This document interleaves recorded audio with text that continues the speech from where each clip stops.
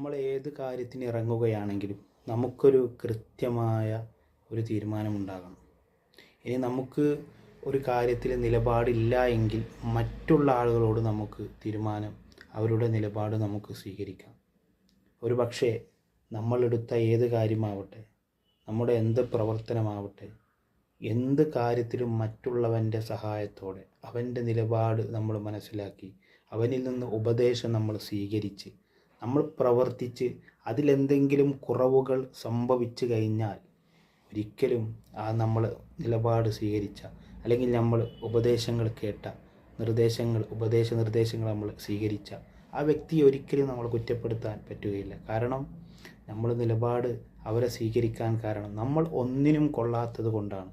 അതുകൊണ്ട് ഒരിക്കലും ആ വ്യക്തിയെ നമ്മൾ കുറ്റപ്പെടുത്താൻ നമ്മളൊരിക്കലും അർഹനല്ല എന്ന് അങ്ങനത്തെ ആളുകൾ തീരുമാനിക്കണം. നമ്മൾക്കൊരു തീരുമാനം വേണം.